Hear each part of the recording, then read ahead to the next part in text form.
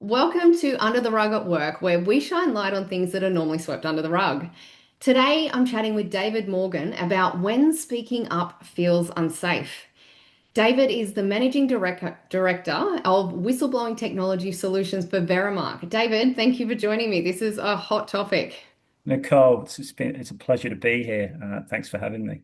You're welcome. And for people who might not have met you before, can you tell us a bit about your background and what led you to specialize into whistleblowing and corporate investigations? Yeah, no, thanks, Nicole. Yeah, so I've been in this world of whistleblowing and corporate investigations for over 20 years. Very passionate about this area, in terms of the work that I do and how I help people and organisations. It started back in the police service, actually, back in the United Kingdom. I was in the Metropolitan Police initially. Wanted to join a police service from pretty early on. I enjoyed those many different TV dramas around police crime and detective work on the TV when I was a teenager, and yeah, ended up joining the police in my early 20s, and quickly realised that I enjoyed investigative work in that field. So became a detective quite early, and then branched off into sort of corporate crime and proceeds of crime within the police. And then romance took over, Nicole, and I met an Australian girl in London who didn't particularly like the weather and told me that she would want to go home one day, and she stuck to her word. And so I followed her about 5 years after that. So I had about 6 years in the police. Hmm. And that then took me to Brisbane, Australia, where I've been for the last 16 years, but didn't stop my line of work. I actually went into the private sector then, and landed a job at PricewaterhouseCoopers in their forensic team. So the investigation skills I'd learned in the police, I then took them into the corporate setting.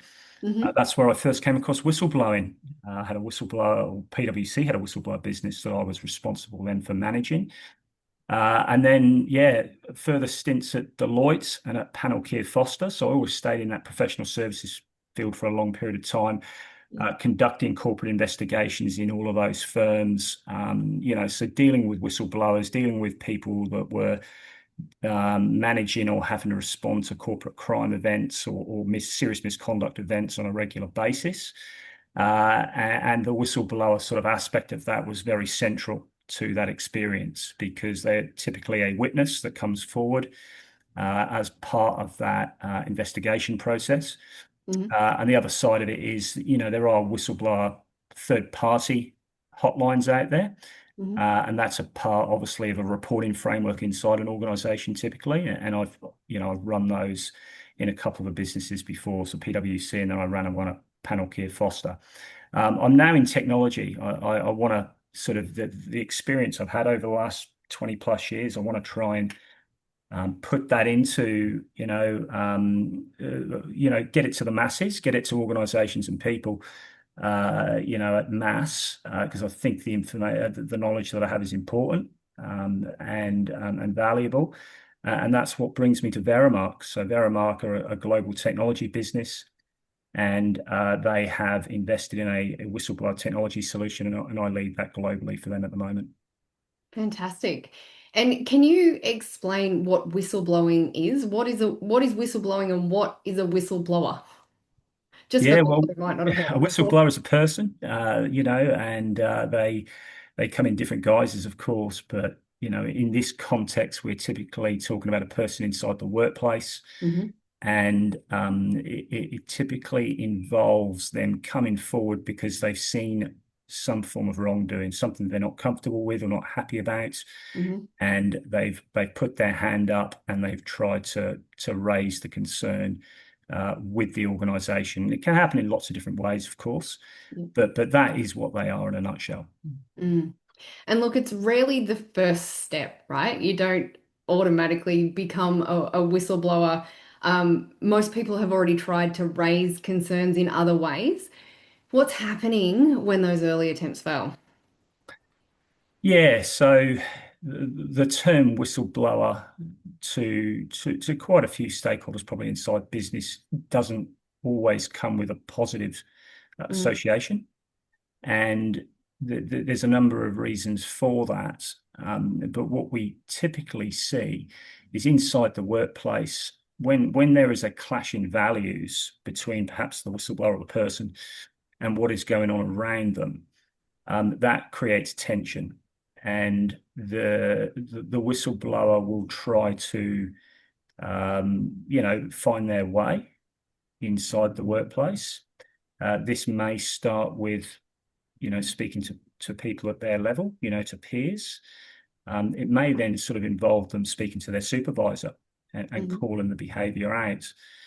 But what sometimes happens is there's pushback from those around them, and that can be for a few reasons. It can be cultural reasons. So, you take financial services as a simple example, right? There's been a banking royal commission in Australia in the last sort of 6 or 7 years, a massive royal commission into financial services misconduct. Mhm. And what whistleblowers experienced, and this is in public reports that came out of the back of that royal commission, was a real pushback on cultural norms. Because if you're in a sales team that is selling financial products and there's really aggressive targets that have to be reached, and you as a whistleblower don't necessarily agree with those targets and how aggressive they are because of the behaviors that you perhaps have to demonstrate to reach those targets, when you then speak to peers or supervisors about this, naturally you're the odd person out, right? You're the person that is thinking differently to Mm. those other people that are around you. And therefore, you can be seen as a bit of a troublemaker, seen as a bit of a person that is going against the norm of that team environment or that broader business. And that's why things sometimes don't go well. But, but, Mm. but, but more often than not, yes, there has been attempts by the person, the whistleblower, to raise these problems because of a clash in values, Mm. and it doesn't always go well. And the first 48 hours after they've reported or blown the whistle, hopefully internally, because if it goes externally, then it's a bigger issue, right? So, just a little note to employers, if they are raising these things internally, it's a good thing and it's an opportunity. But that first 48 hours, it really decide whether trust is either built or broken. Why is that? Yeah, so the trust being built or broken is a really important aspect of this, and quickly happens as you've sort of identified there, Nicole. If we talk about the trust being built aspect and where this normally works well, if we just go back to that initial example I gave before, with the supervisor in financial services and some of their peers. Now, if those peers or if that supervisor had perhaps looked at the problem differently when the Yeah. person has challenged them and raised the issue with them, looked at it more from a positive perspective in terms of how we perhaps can improve our business division, how we treat our customers, how we treat staff, there can be a way through these things, and you can find common ground. Mm. So again, it comes back to some of those cultural norms I mentioned earlier. And that all in itself builds trust with the Yeah. person, right? And probably stops them from becoming the external whistleblower in the media or the person that's gone to the regulator, because things have been resolved informally. They've managed to find middle ground. Perhaps they've changed some of those sales practices to show the person that, look, there is actually a way forward here that's ethical, that's fair, and that's transparent. Mm. Um, if, though, on the other hand, and this is where we go down the broken pathway, that person raises concerns with that supervisor, and actually the person is quite direct and abrupt and basically shuts the person down and tells them to get on with things, that's when things can escalate. Mm. And what you tend to see is either the person will leave or the Hmm. person will escalate. And when the person leaves, typically, back to your title here, things are brushed under the rug or brushed Mm. under the carpet, and nothing is learnt. If they escalate, it depends how they escalate, how the policy, how the process, how the systems work, as to Mm. whether an organisation will get to the bottom of this problem or not. Mm. And I'm thinking back, I'm one of those people where it's like, hey, this isn't right, or this doesn't feel right, or this is not the right way. And Yes, it was often labeled a troublemaker. And some of the barriers that stop people from coming forward are what you've just spoken about. But I found too that uh, you're ignored completely. So, Yeah, or the organization or the individual gets quite defensive instead of, as you were saying before, it's an opportunity. Let's look at it in a different light. They yeah. get quite defensive, so people get scared and a bit shut down. And again, to your point, if people don't feel that justice, they will either leave or they will dig their feet in. And escalate it. What, from your professional background and experience, what are some of the other barriers that stop people from coming forward about things like workplace misconduct? Well, there may be, that attitude that I don't, and this comes back to sort of perhaps the values of the person, right, and culture Mm, outside the organisation when you come into your personal life. Because remember, these things overlap, interestingly, with sort of how we, where we've come from and who we sort of mix with and social circles. All of these biases that we all yeah. have a part to play in how we behave inside the workplace. So, some people just ignore it. Hmm. So this sort of culture of silence can sort of evolve. Even though perhaps at an individual level they don't like or agree with the behavior, but there's that peer pressure that may be going on inside the workplace. So people will ignore it, they won't say anything, they may go along with it. Yeah. They may become involved. I mean, it depends on the type of misconduct. Yeah, Yeah. fraud is a little bit different to, say, the some of the behavioral type issues that Yeah. can eventuate inside the workplace. If we take, sexual harassment just as a simple example, that can be, that type of behavior again comes from perhaps where the person or people have been brought up and how they've been brought up, bringing that into a workplace setting. And of course, if there's other people of, similar like-minded people, then again, you create a culture there, and therefore it becomes even more difficult for people to speak up about that. Mm, And people will just watch the behavior. People won't say anything about the behavior. So mm. yeah, calling these things out, if it's cultural and sort of systemic, it becomes more and more difficult. So true. And I love how you explain the values clash. That's where a lot of conflict come from. That's why often we say you can't talk about politics or religion because it does get quite heated and they can be quite opposite. Uh, but yeah, the culture is the behaviors and what's accepted, and they're great examples. Thank you for that. Whistleblowing policies, they're a legal requirement for Australian organisations to have. That's correct? It is, yeah. So depends on the sector that you're in. Hmm. I mean, if we start with the private sector, then if you're over a certain size, as defined by the Corporations Act, Yep. i.e., a large proprietary company, which is private in nature, or a public company, then you do have to have a whistleblower policy. And then in addition to that, there are broader protections that are in place as well for people. So if they see wrongdoing happening inside the workplace, of a nature that's illegal Yeah. or even, systemic or seriously unethical, then normally the protections will apply in the private sector to you as an Hmm. individual. And that does give you some legal refuge, but again, the practicalities of that and how that is handled, and what support the person may need at a point in time is often what is lacking when Mm. these things go wrong. And look, you can have a policy. I mean, most organizations that have incidents of sexual harassment will have a sexual harassment policy.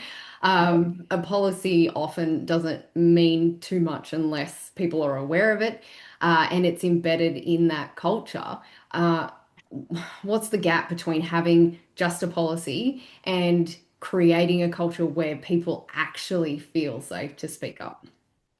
Yeah, well, it starts with leadership. So, Mm. whether that's the founder, whether that's the CEO, whether that's collectively the board, and this will all depend on the size of the business Hmm. as to what that structure looks like, but how serious they are about doing business in the right way, making the workplace, a safe and a good place to come and work. Mm, Uh, that's the fundamental sort of aspects of this in terms of what you will then experience inside the workplace. If you've got leadership that are happy to take shortcuts, that are greedy, that are misogynistic, that have leadership styles that sort of make them very autocratic and don't want to collaborate with workforce in any way, shape, or form, then you're going to get problems, inside the workplace. So mm, it certainly starts at that level, and it is critical for leadership to help in this regard. And it can be done in many different ways. mm, I'm not talking about, having to write loads of policies and get processes into the business that perhaps are not fundamental for a business of that size and complexity. mhm, But there are some really good lessons that leadership can take out of this, particularly with how they treat staff and empathize and listen with staff, how they turn up, mhm, when they're having a meeting, how they then act. So, we use the cliche walking the talk. It is actually really important. It's not just a mm, cliche. So if mhm. we say we're going to do something, we do it. Yeah. If we say that, you're not performing or you're not up to where you need to be, we do it Mm, constructively. We do it yeah. regularly. Uh, all these little things, when you collectively put them together, become really important. Mm. And is there one thing that leaders can do differently to make speaking up feel less daunting for their people? Be open about that. Yeah. So I think, and it does really start with, um, as a leadership team, if you or as an owner of a business, do you want to improve the business? Are you genuine about making this a better place? Mm, And growing this business and having really good talent help you do that. And if you are genuine about those sorts of principles, mm, then being open about, well, if you've got a problem, come and see me, or if you've got a problem, this is how we raise it, mhm, is quite an easy thing to implement. As you get bigger, and perhaps the owner or the founders can no longer see what's going on across the business. That's when you've got to start thinking about your policy. That's when you've got to start thinking about processes and systems, mm, and making sure that they're in place to protect you, to protect your staff, and to protect your business. yeah. And what are some of the best ways that people can, or that you've seen in organizations that allow people to speak up safely? I mean, obviously, if you've got a leader that you can have an open conversation with, that I think would be the best way. But not everyone has that. So, from your, expertise and your background, what are some of the best ways that you've seen to help people do that and to help grow and improve? Yeah, so there's certainly different ways out there. I think sometimes it is difficult to go and speak to the boss, Mm, whether that's the owner or whether that's your supervisor or even that's, some of the independent functions like HR or governance, risk and yeah, compliance. It can be daunting yeah, to sort of go informally to these people direct. And particularly if you're then talking about a peer or a boss or something that is genuinely not going to be well received because of the severity of it. These things are difficult. The technology's come a long way in the last 5 to 10 years. So the technology that is out there now, you can report these things more safely. hmm So if you want to remain anonymous, the good technology that's out there will allow you to do that. If you want to continue to communicate through the technology, that can also be done. And that's an important aspect of where some of these areas are going, and hmm certainly we're doing a lot of work in this space. So that's an important aspect of it. I think the other aspect that's really important is how things are promoted hmm and what sort of programs are put in place around promotion and awareness that help people better understand hmm what this area is all about and what their different options are. So that's what leadership and owners of business have to think about, Yeah. to be ahead of this and to be, again, preventative in nature. I think is the technology aspect, but also awareness, education, support mechanisms, and that can come in lots of different formats. Mm. So your tech, is that something that allows, anonymous and anonymous reports? And do you provide Yeah. some of that peripheral support as well? Yeah, so the third party channel that that I've run in a couple of previous professional services firms, as I was sort of talking about earlier, and now at Veremark, our view on that again, from a best practice perspective is that if you have internal reporting mechanisms, like Mm, we've talked a bit about, and that you will always have those and you should always have those, right? yeah.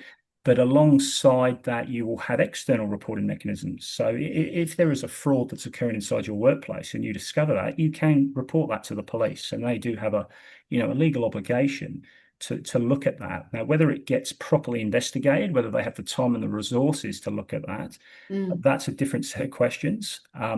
But there are, there is the law enforcement agencies, there are the regulatory agencies as well, there is the media as well, right? So there are ways and avenues and pathways to go. But what we say is best practice is to have a third party channel in between those two worlds. So mm, you have the internal reporting world, you have the external reporting world that I've just described, but in between that, you have a third party reporting channel.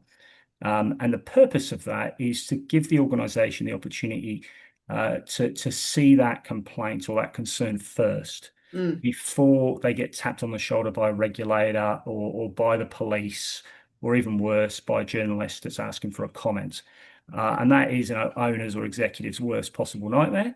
That, if we're starting to talk about individual company reputation being impacted, which mm, impacts shareholder value, which potentially impacts customer relationships, that is where we do not want to be. That becomes very stressful. And I know that as an mm. advisor because I've been there, Yeah. supporting organizations sort of through some of these sort of experiences. So the purpose of the third party channel gives you more balance in that reporting framework. And that's where, by setting that up properly, the organization can be better protected.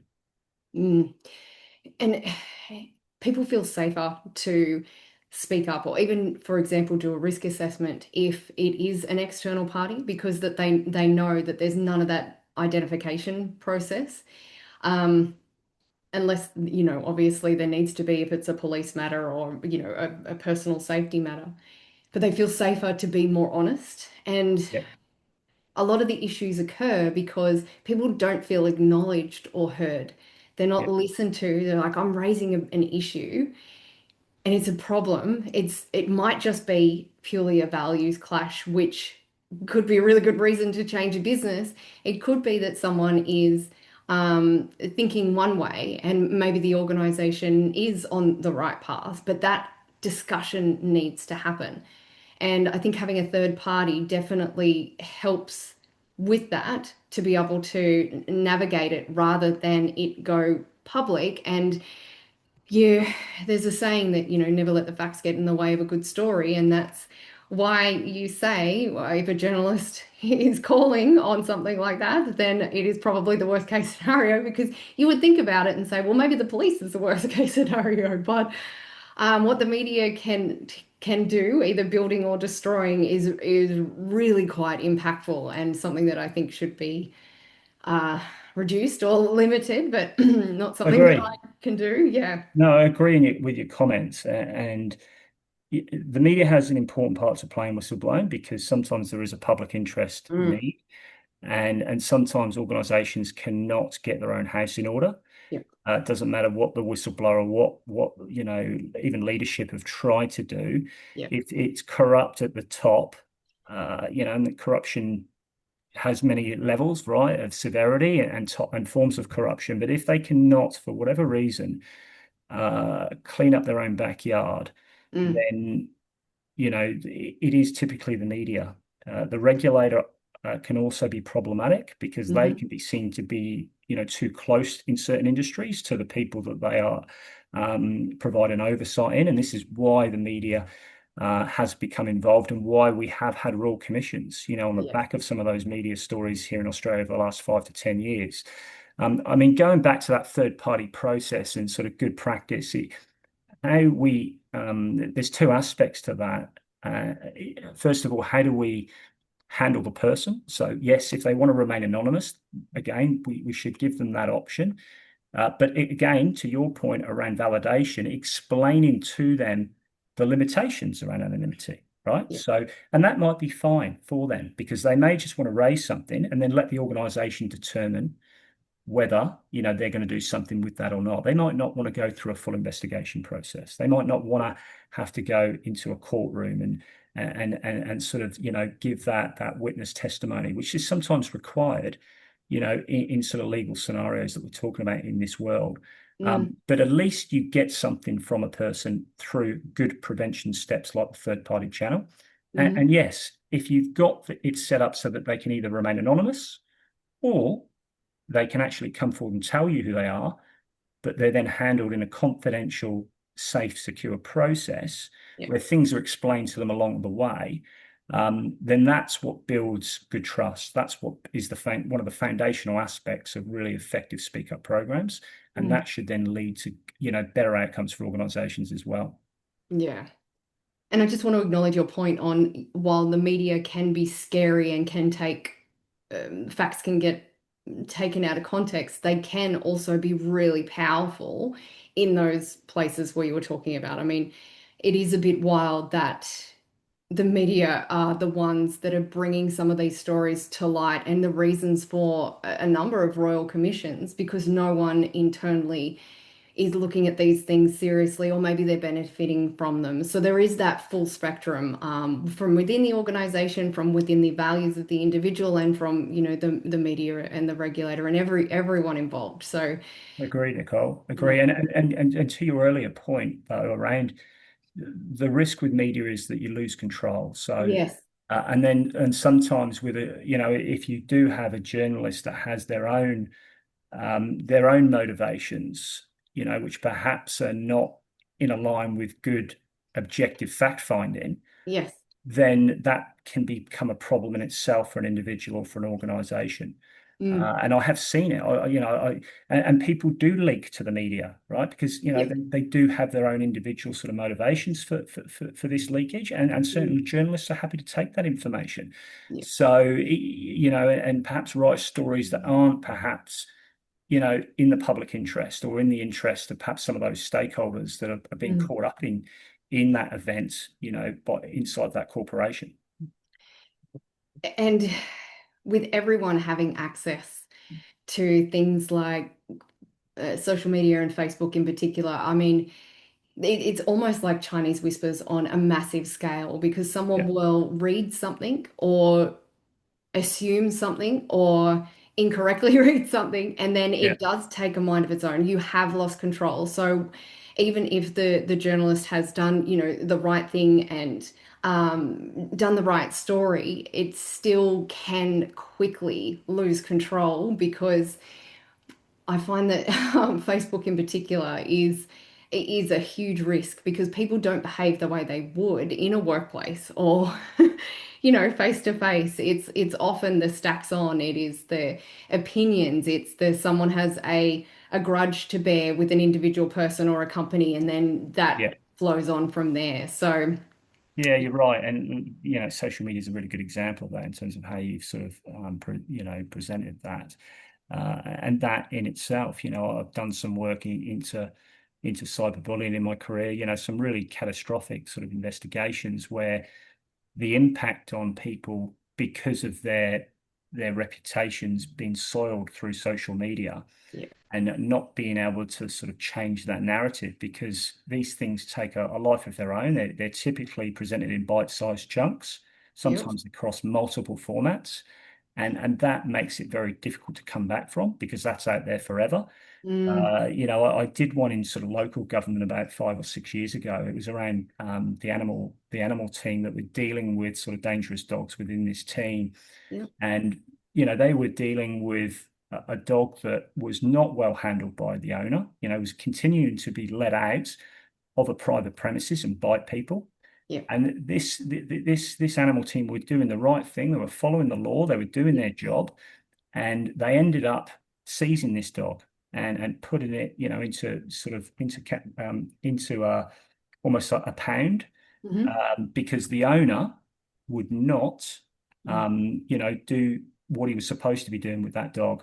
yep, And he went after that council and he went after those individuals, right, yep, through social media, through, vexatious complaints Hmm. to try and ruin the reputations, not just of the organization, but of those individuals that were just Yeah. doing their job. And so, you make a really good point about social media. Things can really spiral, and we've got to be really careful in Mm. terms of how we use that and how, how much reliance we put on it as well as practitioners in this space. Yeah. And having a really good, robust internal system helps you catch that sort of stuff. And having a third party just gives you that added security and added support. And I think what it allows organizations and workers, workplaces, HR, governance, wherever it sits, it gives that balance. It allows for that balance because often I'm a counselor as well. So I see and hear a lot of stories, and often when you hear one side of the story, some of the facts are reduced. Whenever we're telling a story, we want to share our perspective and sometimes leave out some of the facts. Yeah, So having that thorough investigation process, having that support allows for that to be able to understand what the balance is, and understand the full story, not just one side of it, because I say there's always three sides to every story. yeah, And I've heard that actually elsewhere as well. It's like both sides, and then there's something in between, right? It's often what's in between, and that in between can get away from you unless you've got a proper process in place. So, yeah. Agree completely. And you make a great example there around that counsellor sort of role and view, right, that you hold. And yeah, I certainly understand what you're saying. And you've got a role to play as a counsellor, may I add. And it's not the same role as, perhaps an investigator or a head of governance that's going through a fact-finding exercise to try and get, the three sides of the story and present a close to accurate sort of picture as possible and a fair picture that they are responsible for. And often if that's not done particularly well, when that report comes up to, in local government sort of, case, a council to mm, perhaps have to make a decision, then yeah, that can then lead to wrong decisions being made, on the back of that factual report. And yeah, certainly whistleblowers in terms of how they come forward and how they're handled through those internal mechanisms mm, are the bedrock of whether good information is collated, presented, and then good decision making is made on the back of it. mm. Yeah, that's great. Thank you so much. This has been a really interesting conversation, and love your background and expertise. It is so aligned with what you're doing. Where can people who are listening to this connect with you and learn more about the whistleblowing solutions that you offer? Yeah, so you can find us on the Veremark website, Hmm. so www.veremark.com. I'm on LinkedIn as well, and yeah, so reach out on either. Happy to take a phone call too, which I can leave those details if required as well. Fantastic. And I'll chuck them on the show notes too so that they're easily accessible for people. But thank you so much for sharing your insights and having this conversation. It is can be a bit touchy, the whistleblowing part of things, but I think if you've got the right structure and the right supports, it can be an opportunity for improvement for everyone. Yeah, no, absolutely, Nicole. Completely on the same page with you there. Just for listeners out there, if you found this conversation valuable, please subscribe and share it. We'll see you next time on Under the Rug at Work, where we continue to shine light on issues that are too often overlooked.